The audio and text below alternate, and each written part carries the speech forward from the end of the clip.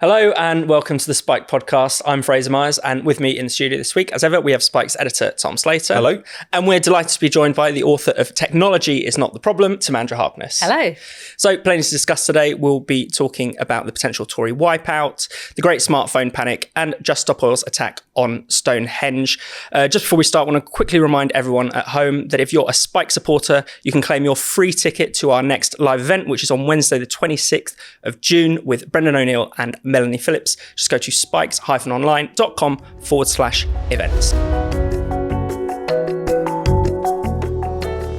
Got about 2 weeks to go to the general election, and over the past 24 hours, there's been a series of absolutely devastating polls for the Conservatives.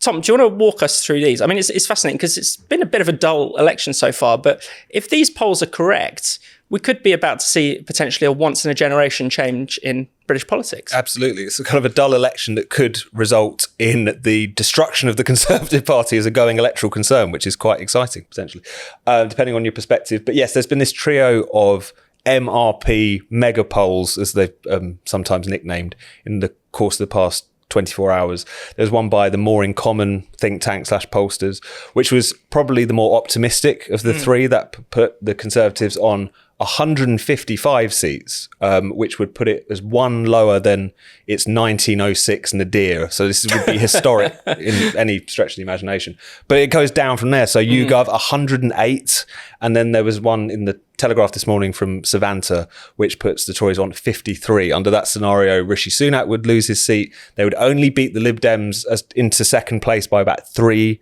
seats. So this really gives you a sense of, if any of these polls are true, it would still be a historic once-in-a-century defeat for the Conservative Party. It's just how far the rot's going to run down.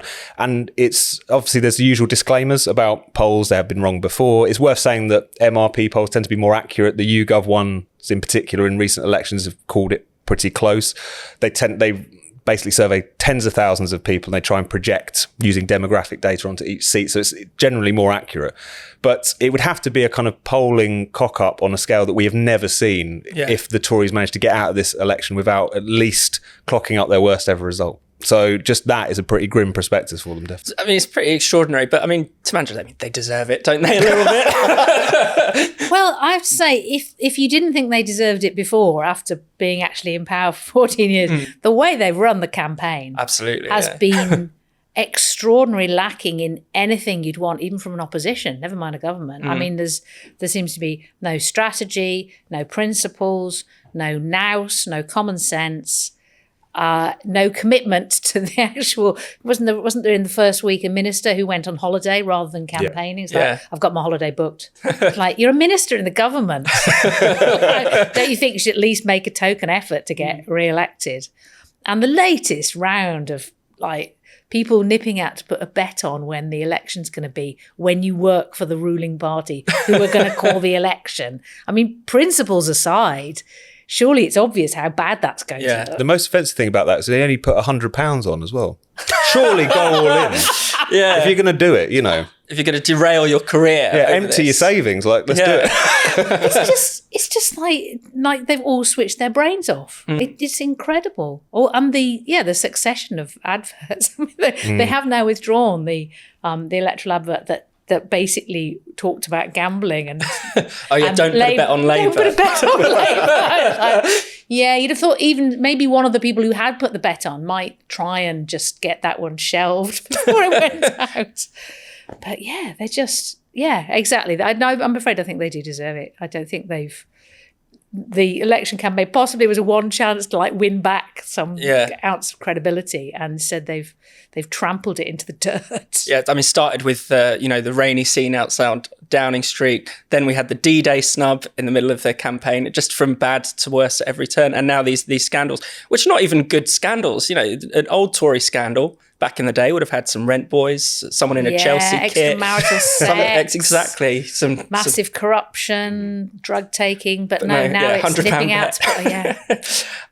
Tom, I mean, one of the factors here is obviously that many Tory voters, particularly 2019 Tory voters, just feel completely betrayed. I mean, so there is a significant political reason for this route as well. Oh, of course. And I think what is quite clear is that the Tories are basically the primary targets of the kind of general anti-politics mood. I think Labour are benefiting from that kind of by proxy, really.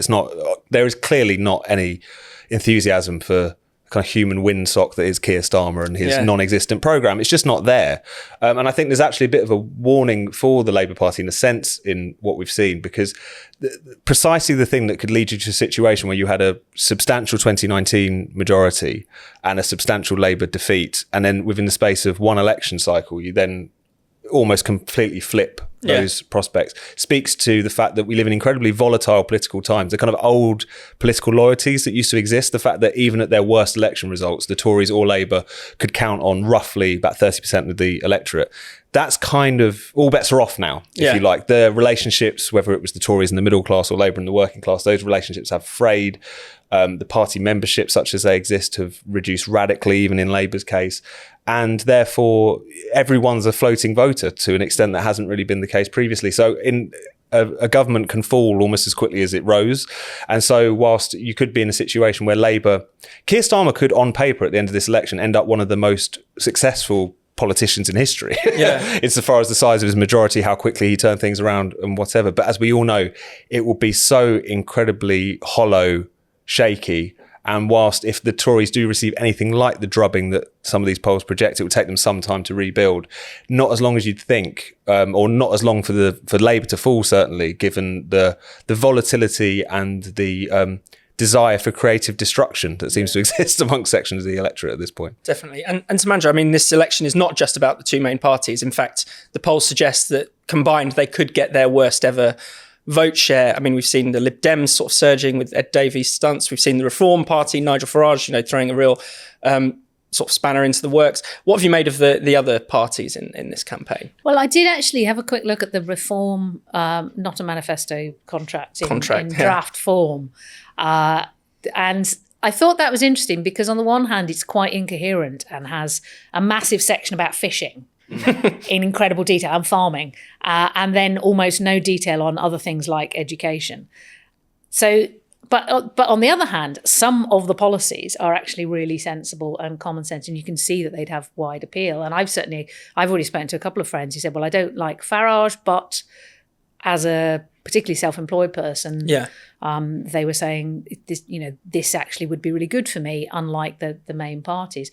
But as you say, obviously, some of that is simply about disillusionment with the main parties and who else can I give my vote to? I don't know how many people are really hoping that Reform will get a lot of MPs, but in terms of a protest vote and saying, you know what, if you want to appeal to us, some of these policies actually do appeal to ordinary people. Yeah. I think that might have a big impact. I mean, certainly the polls show, in some of the polls show them doing as well as the Conservatives. Yeah. So I think it's by no means unlikely that they will get some MPs. Yeah, definitely. And Tom, we should talk a little bit about Keir Starmer, our presumptive next Prime Minister. I mean, this week he gave probably his clearest answer yet to what we've dubbed on Spiked the penis question. Yeah.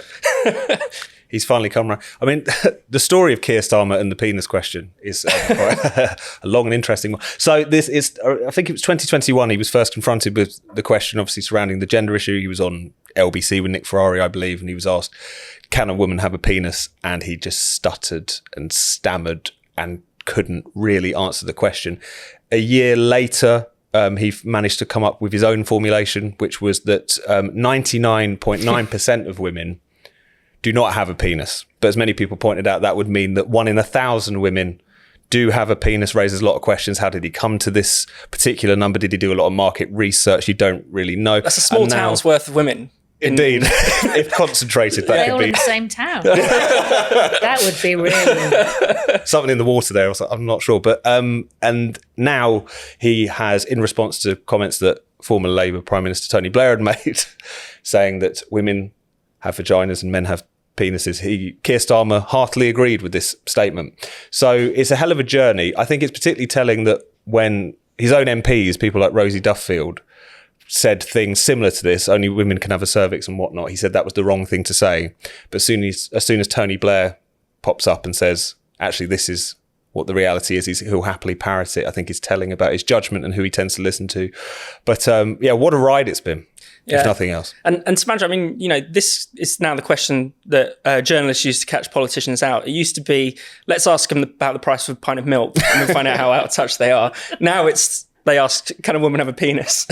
I know. I mean, what a world we live in. I did see, I saw that Tony Blair said some great photos, and you just think, well, A, how mad that you actually have to say that. And B, wasn't it him that first introduced the Gender Recognition Act, which said that basically a woman doesn't have a penis unless she's a man who's got a gender recognition certificate.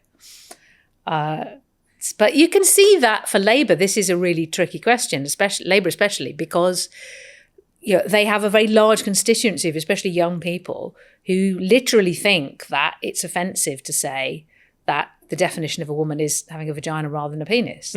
That's like, no, whether you're a man or woman is about how you feel. So they're trying to cater to that quite large constituency of potential voters for them, but also cater for, vast numbers of adults who go, well, yeah, because otherwise the definitions become absolutely meaningless, and woman in particular becomes a meaningless category. And then anything that we do currently separate men and women for particular reasons, like sport, then it becomes impossible to hold that line. Yeah. But it is a lot of women are spitting tacks about the fact that they have been getting a lot of stick for a number of years for saying exactly this. And yet as soon as Tony Blair says it, oh yes, Keir Starmer is very happy to agree with him. Yeah, definitely. This episode of the Spike podcast is brought to you by AG1. Now, all of us know that staying healthy is important, but with only so many hours in the day, it's no wonder that most of us struggle to really look after ourselves. Keeping healthy can often feel impossible. I used to feel this way too, until I started using AG1. AG1 is a daily nutrition supplement that keeps staying healthy effortless. Just one scoop contains 70 high-quality ingredients designed to meet your nutritional needs. I usually drink AG1 while I'm getting ready for work. All I do is mix one scoop with water, and in less than a minute, I've got everything I need to start the day. That single scoop of AG1 contains tons of useful ingredients. Panthogenic acid helps keep your focus without relying on coffee. Niacin can help reduce fatigue. And minerals like chromium will help you unlock all the nutrients you need from your food. For me though, one of the best things about AG1 is how much it supports my heart health. The B vitamins in my morning scoop have given me so much more energy throughout the day. AG1 is designed by a world-class team of scientists with more than 100 years experience between them. And if that isn't good enough for you, AG1 is trusted by Olympians and F1 drivers. You'll be hard-pressed to find a more trustworthy brand. So if you want to take ownership of your health, start with AG1. Try AG1 and get a free 1-year supply of vitamin D and 5 free AG1 travel packs with your first subscription. Just go to drinkag1.com/spiked. That's drinkag1.com/spiked. Check it out. So, I mean, over the past couple of years, there's been a kind of growing sense that social media and smartphones are incredibly bad for us. They're accused of causing anxiety and mental health problems, particularly among the young. I mean, I was struck this week, actually, the US Surgeon General said that social media platforms should be given almost like cigarette-style advertising warnings, telling people this is not safe. I mean, do you think with this, what do you make of that whole discussion? I mean, it just seems quite reductive. Is social media really, making us ill? No, of course not. I mean, it's this tendency to try and push agency away from human beings onto something else. And in this case, it's technology. And I ended up, after a few title changes, that's why my new book is called Technology is Not the Problem, because it's like, look, you're pointing to technology, to blame technology for all these, there's a lot of very negative developments. Certainly young people are much more anxious and less able to function and more mentally ill than they were 30, 50 years ago. And because there is some coincidence with the rise of the use of smartphones and the internet by young people have pointed that and go, well, that's what's causing it. But like so many of these things, you just have to zoom out a little bit and look at what's happening in society. And it's not that surprising that young people are more anxious and don't know what's going on. And in particular, I think the the focus on identity and the constant worry about who am I? Do other people see me the way I want to be seen? Do other people see me the way I see myself? Is obviously going to cause a lot of anxiety and uncertainty, and particularly in teenagers, because that's the time of your life where you are trying to work out, oh, okay, well, who am I? How do other people see me? Yeah, definitely. And Tom, I mean, a lot of these kind of claims feed into demands for censorship, for regulation of the internet, especially, we need to protect the children from online harms. We have an entire online safety bill on the basis of this. I know, and it's definitely one of those things where it's clearly turned into a profound sort of panic about not just children's use, but also even adults' use. There's this kind of sense that even grown adults are powerless before these algorithms, that they cannot kind of resist the allure of the scroll, and that all of these things it's like an evil machine that needs to be turned off. And you can entertain two thoughts at the same time, one of which is that people can develop quite unhealthy relationships with their smartphones and social media.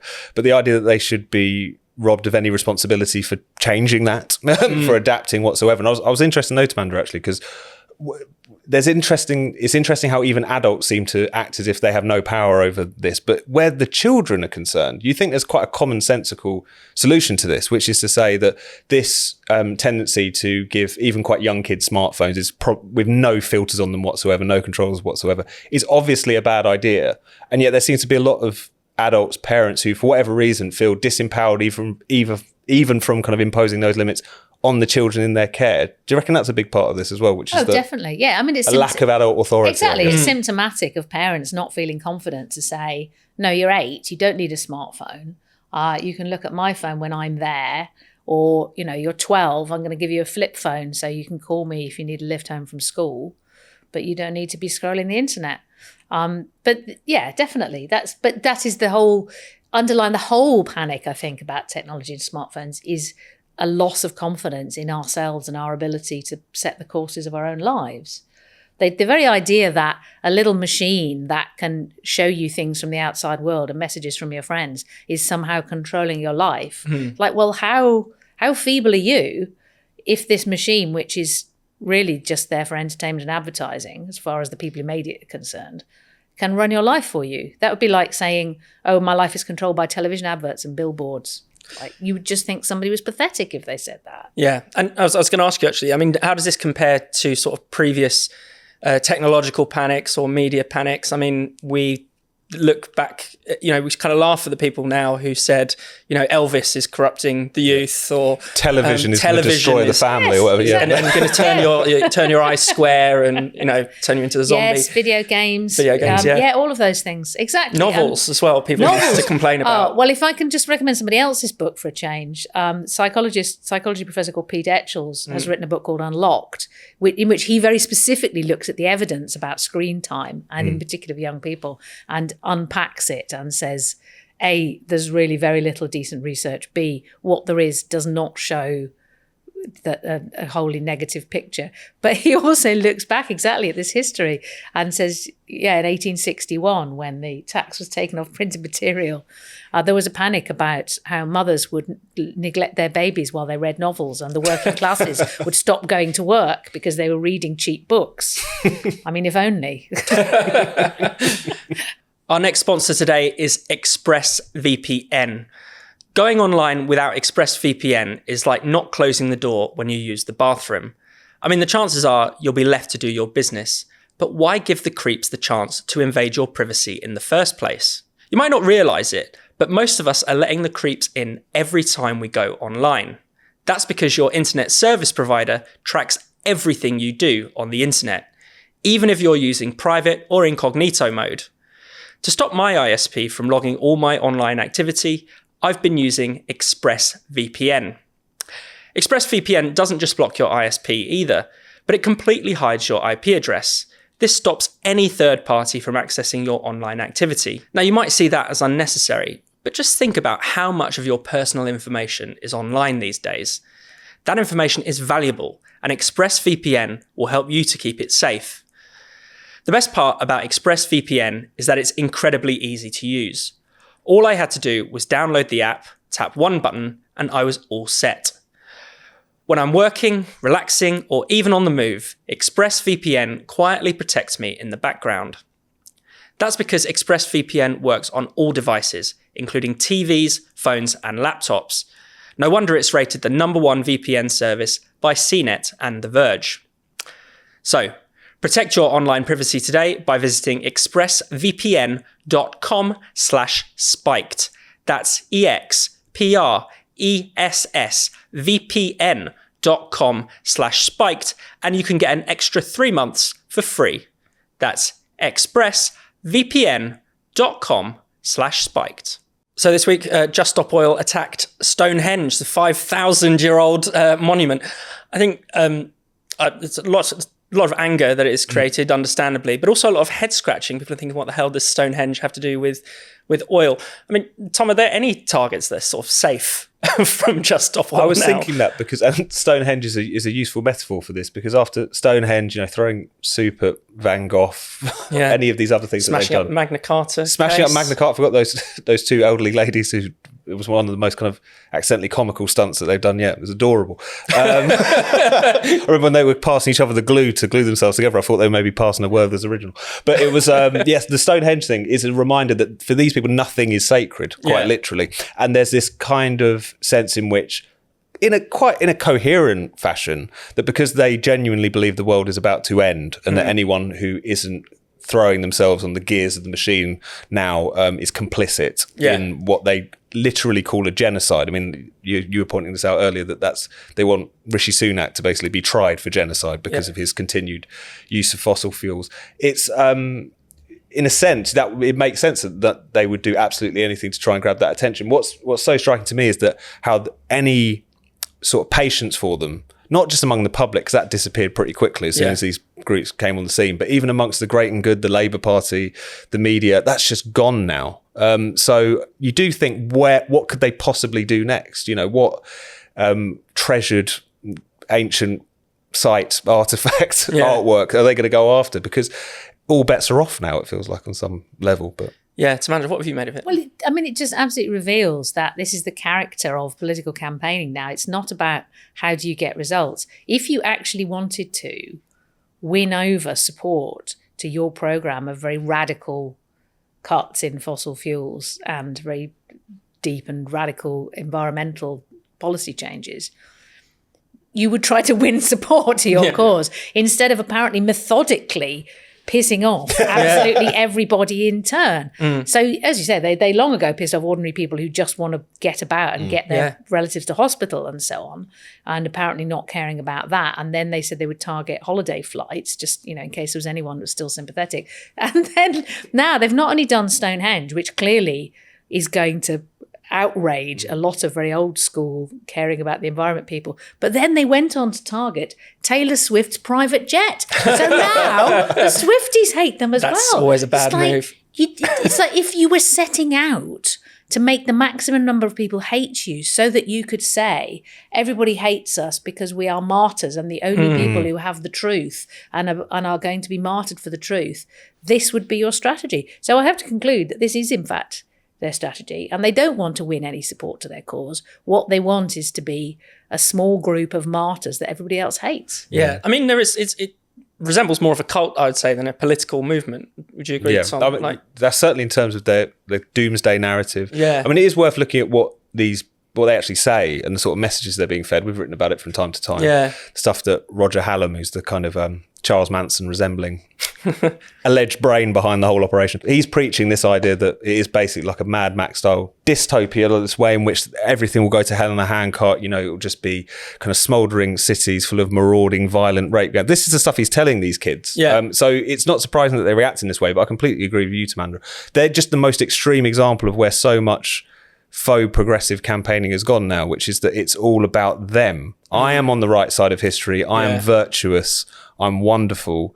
And none of you idiots get it. The pretense that they're winning people over or trying to create changes there, but it's surely you must realise it's going to push everything in the opposite direction. You do start to wonder if they're like a fossil fuel industry plant. That's the only plausible explanation for their antics. Funded by the Getty family, for former oil billionaires. Maybe there's a connection, but I think that's more because they're sort of giving penance for their old sins. But who knows? Timandra, want to add anything finally on Just Stop Oil? I just think that it's completely revealing about the state of modern politics, that it is all about projecting your identity and not at all about trying to achieve change. I mean, the demands that they have are completely unrealistic. Although, as you say, if you believe the world's about to end, then nothing else matters.